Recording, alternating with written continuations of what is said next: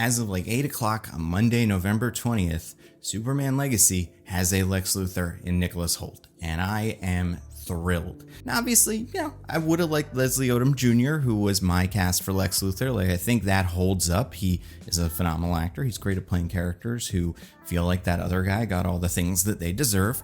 But I think Nicholas Hoult is a great pick. I actually talked about him in a video before on the Nando Cut when it was rumored that he was going to play Lex Luthor. So some of my thoughts are out here, but I want to expand on that a lot in this video. Talk about his career, why I think parts of it really lend to a great Lex Luthor performance, and why I think Lex Luthor could be an incredibly important figure in this universe going forward. The most interesting thing about this casting is that Nicholas Hoult auditioned for both Batman and Superman and didn't get either of them. And I love that about him for Superman and Lex. Like, I love the idea that our Lex Luthor could also be Superman. If things went a little differently, that actor could play that character, which lends even more to this idea that Lex Luthor feels like he deserves it. He feels like he's better than that guy. He's just as good at least, and he should be getting all the praise that Superman's getting. I think the Batman thing, like what Bruce Wayne does and what Lex Luthor do in public is very similar. These characters that they both play, businessmen who really want to, protect the world and whatever, that is something that both of those characters need to be able to do. I will say we have like a lot of actors in this movie now. David Corenswet and Rachel Brosnahan are Clark and Lois. Then we have Nicholas Hoult as Lex Luthor. We have an engineer, we have a Green Lantern, a Mr. Terrific, a Hawk Girl, a Metamorpho. Like, this is quickly filling up with superhero characters. Very few like regular people, which is another reason why this Lex is so interesting, is because this movie, unlike your usual Superman movie where Superman fights a lot of bank robbers and then one supervillain, this movie is going to have a lot of superheroes in it, and then Lex Luthor, who's going to have to stand out in that crowd. And I think that's something Nicholas Hoult can definitely do. Now, we don't know much about what his actual role in this movie is going to be. You figure he's going to be a bad guy, but is he going to be the antagonist? Is he going to be doing bad things behind the scenes? Is he going to be a villain after this movie ends? Like, is something in this movie going to turn him against Superman? We don't know. The one other thing that I think is interesting, this movie is apparently in some way, which has been unclear, and James Gunn has talked about a lot of Superman stories, and it seems like he's taking inspiration from quite a few of them. But All-Star Superman was the image that he decided to use for the announcement. It has been the image that he's used for a lot of different things. Like, I feel like we saw him reading All-Star Superman at one point. That is a book that has a very clear version of Lex Luthor. In that story, Lex Luthor is already in jail. He breaks out of jail, steals the Superman DNA, and then goes and does Superman stuff for a little bit. And you have like a really, really excellent speech at the end where Lex Luthor kind of understands Superman, and Superman really breaks down Lex Luthor in a fantastic way. But as opposed to like a Superman story set largely on Warworld or something like that, that is a story about Lex Luthor. A lot of other characters show up, a lot of other villains, like Parasite obviously is big in that story. You see some other Kryptonians, but like Lex is the focus of the back half of this story. So I think that means this role is going to be quite significant. The one thing that I'm so happy about is they did not just pick a bald actor. I think Nicholas Hoult will have to shave his head. Like, I want a bald Lex Luthor. That is non-negotiable, and he doesn't have to be bald when the movie starts, but like I do think that's important. But there were a lot of fan casts where it was just some guy who is already bald, where it's like, I don't know, man, I guess Walter White from Breaking Bad could be a fine Lex Luthor, but like, I think we can be a little bit more creative, and I'm glad that James Gunn was able to see that and see the qualities that make a great Lex Luthor in Nicholas Hoult without just him already looking like Lex Luthor. Although, I've seen people that have done like, little composites of like what he might look like bald. He does look like Lex Luthor. Like, I think in the right suit and in the right light, this will be one of those kind of jump off the page, like, oh, that's Lex Luthor. So I think the look is good. But Nicholas Hoult is a big actor. He's got a lot of projects in the works. He was Beast for many, many years. He just wrapped on a big show, and he had a great performance in one of my favorite movies of last year. But he's an actor who you don't just cast for a small role. Lex is going to be important. And I think if you look at Nicholas Hoult's career, you can see the shades of Lex Luthor. You can see where this performance is going to come from. And first of all, he's been working for a while. He was in a lot of TV shows that I have not seen. I also haven't seen Skins, which a lot of people know him from. I would say most people got introduced to Nicholas Hoult through either Warm Bodies or, more likely, X-Men First Class, where he played Beast. Those were his two big roles in the early 2010s. But he played an interesting young Beast that I think, when you look back at those movies, obviously you have James McAvoy doing a great Professor X and Michael Fassbender doing a fantastic Magneto, it's easy to forget about some of these other pieces that were really working, right? Kevin Bacon, fun Sebastian Shaw, Jennifer Lawrence, a very good Mystique in those first couple movies that gave her something to do. But then you got Nicholas Hoult's Beast, and he had a lot of complexity. He was in love with Mystique. He was very sad about that. He turned blue. He was very angry at Magneto. Like, over the course of those movies, I think his character's probably the most interesting one to watch. Like, I think Fassbender's obviously very, very good in all of them. The Beast kind of continues to be part of the main story, and I think Dark Phoenix is the best example of, like, Magneto's still in it, and he is the most watchable part of that movie. But it's really Beast's movie. Like, as much as it's Jean, you get a lot of development from Beast. He breaks off from Professor X, gets angry, smacks that drink off of his table in the trailer. Like, that was a pretty solid role. That's something that he's been doing since the early 2010s till, I guess, 2019. I guess we'll see, because he might be in, like, Deadpool or Secret Wars or something like that. But he's been working on a lot of other stuff since then. Obviously, you got Mad Max Fury Road, where he plays that guy who sprays his mouth with silver. And I think here you kind of start to see what I think most people really like about Nicholas Hoult, or at least what I really like about Nicholas Hoult, which is he is a handsome British, like, actor who could be James Bond, like, if he wanted. He's not like my first pick for James Bond, but he could have had a career kind of like a Tom Hiddleston or something like that. But he seems to love to play weird little guys, and that's what he is in Warm Bodies, that's what he is in Mad Max, that's Renfield, and that's another role which we'll get to. But I guess what it feels like is he is not an actor who's overly protective of his image, who only wants to play cool guys who always win, or people that always get the girl or something like that. He plays weirdos, and he does a really good job at it, even though, like I said, objectively very, very handsome, cool looking dude with a British accent. But I think it's the late 2010s where this new Nicholas Hoult kind of shows up. It starts with The Favorite in 2018, then you get The Menu, you get The Great, and I think what's fun about those roles, especially The Great and The Menu, is Nicholas Hoult is cool playing a jerk. Like, borderline sociopath, especially when you look at The Great. But, like, you know, you got Renfield, you got stuff like that where he plays like a traditional good guy. And, like, he can do that, but he will also play a psychopath who does horrible things because of daddy issues and stuff like that. And I think part of the reason he's able to play those roles so well is that, again, he doesn't seem like that kind of actor. Like, I don't want to pick on somebody, but, like, let's say like Barry Keoghan, right? He also gets a lot of roles where he plays a weird little guy, like the Joker, right? And, you know, there's other examples, like The Killing of a Sacred Deer. He gets roles like that.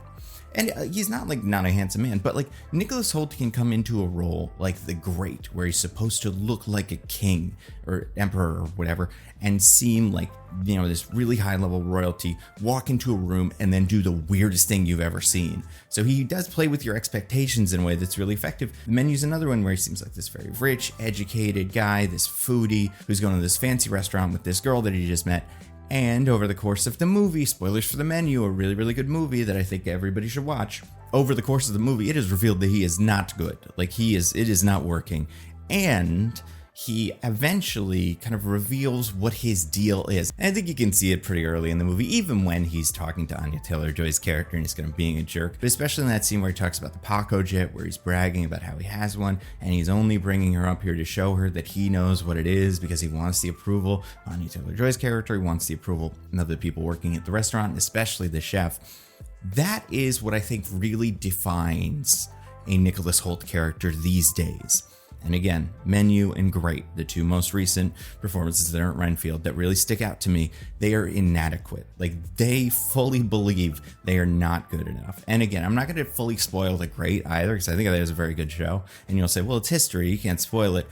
It diverts a lot from history, and also it's a history that I didn't know going into it. But his deal was, his dad was Peter the Great, and he was a big success. We learn over the course of the show that he was a terrible guy, but he had the respect or the fear of the people of Russia. And this Peter just doesn't have that. Like, he just doesn't have the juice. He can't do it. But he can't stop trying, and he can't stop making mistakes, because he feels inadequate, because he wants to measure up to his dad. I think in The Menu, we don't get that much background on what's going on with Tyler, but you could definitely see that, right? He wants the approval of a father figure, a male figure who is older than him in Ray Fiennes. I'm not great at psychoanalyzing characters, but that definitely feels like what they're going for. He wants the approval of this older man who he maybe has put together as a father figure. And in both things, he doesn't get it. He definitely doesn't get it in The Menu. Like, he decidedly gets disapproval or something. We don't know what he says to him specifically.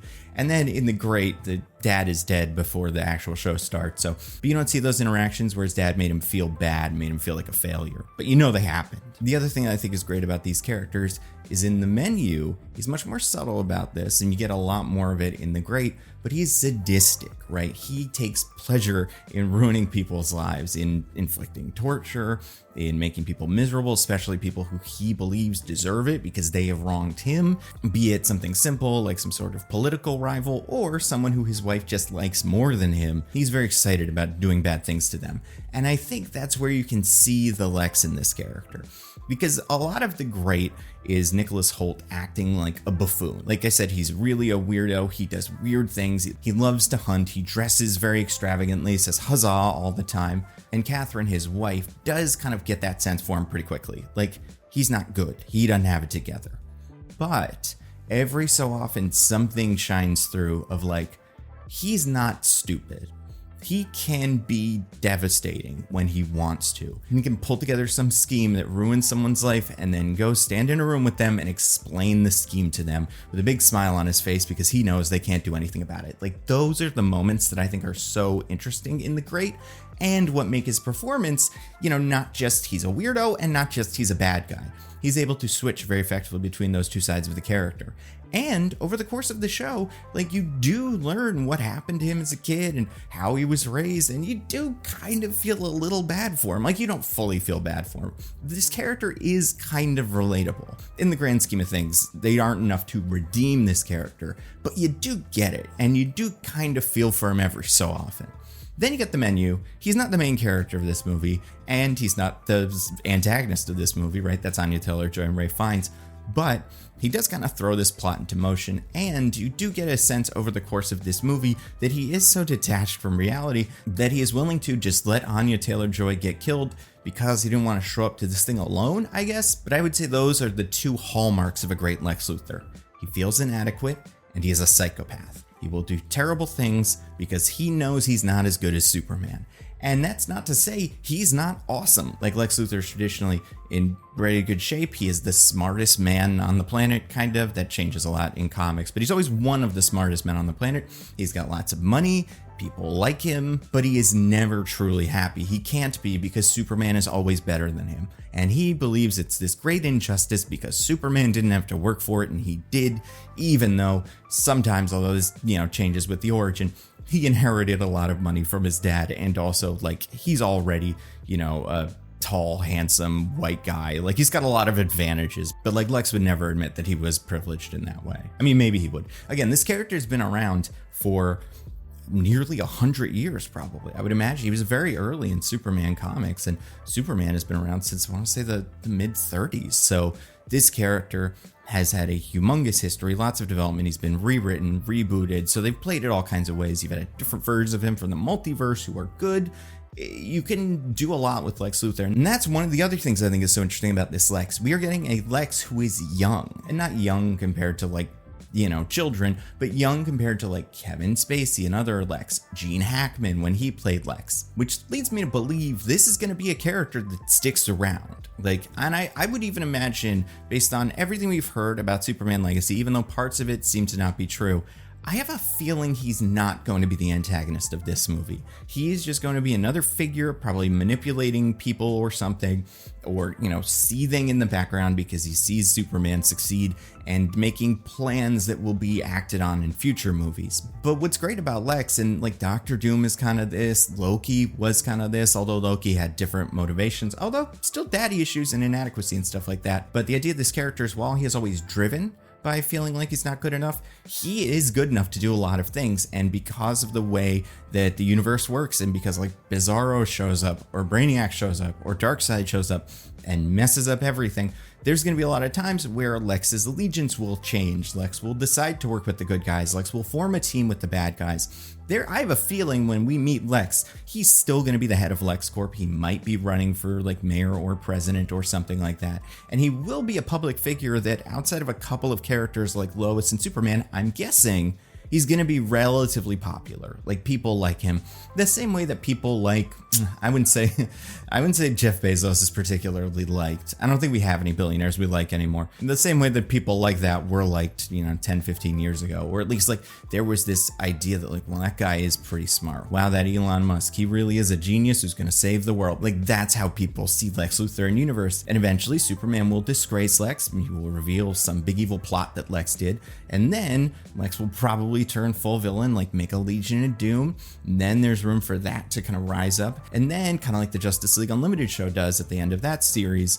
there's room for Lex to join the good guys in some big final fight where they have to, everybody has to team up to save the world. Like, this Lex can be so interesting. And I don't think in my lifetime, for sure. Well, I guess that's not true. I think in my lifetime, we've seen great Lex Luthors, but they have not been the ones in movies. However, everything else about him aside, I do think Kevin Spacey was probably the best Lex Luthor in a movie in live action, right? Like, that's got to be true. I like his Lex more than Gene Hackman's Lex. Like, Gene Hackman has some charm, but Kevin Spacey just feels more like Lex Luthor, and I didn't really care for Jesse Eisenberg. On TV, we've had some great Lex Luthors. I think John Cryer was pretty good. I think Michael Rosenbaum was great, and I think Clancy Brown was great. Rosenbaum and Brown are the two people that I would say, like, they should be our North Stars here in what we're hoping we can get out of Lex Luthor, where he's incredibly confident, he is smug, and he's always got some angle. There's always something he's up to. The other thing that's fun about Lex Luthor is he can show up in a lot of stuff. He could be in that Lantern show. He could be in the Batman movie, like not in a humongous way, but like working in the background. We could have a scene where Bruce has to go talk with Lex about some business thing, and they're both kind of eyeing each other like, this guy's up to something. I can't quite tell what it is. So I'm very excited about that. We don't know if this is 100% true, although Deadline did report it as if it is true. I saw it reported somewhere else with like he is in talks, but I feel like if you see something from like a scooper, you never know, but like Deadline usually does their homework and they have the connections. I still think there's characters that we don't have yet here. There's plenty of Authority members we haven't seen. We don't have a Brainiac yet. We don't have a Jimmy, although Skylar Gisondo has been rumored to be playing Jimmy for a while, and I feel like that's true. Especially because, like, besides the fact that he's not bald, Nicholas Hoult is a very traditional Lex Luthor, right? He is white, he is tall, he is around the same age as Superman. So I do think Skylar Gisondo is also a very traditional pick for Jimmy, and that seems to be what James Gunn's going for. And that's fine, that's what he wants, and he's got great taste in actors, so I trust that he's going to figure this one out, and this is the right pick for Lex Luthor. So we'll see about those other characters, but for now, assuming this is true, this is great news. This is great, like, casting. I think this will he could potentially be the most interesting character in all of these movies, and he's definitely going to have a lot of work to do in the Superman movie. And after watching him in The Menu and The Great and Beast and all that stuff, and he likes comic book movies, at least he likes them enough to do like 4 of them, so that's a good sign. But after watching him in all these movies and seeing his career, move in all these different directions, I think he's got it. I think he's got the juice. I think he's going to be a great Lex Luthor. So like, subscribe, share the video, all that stuff, and I'll see you guys for the next big giant casting announcement.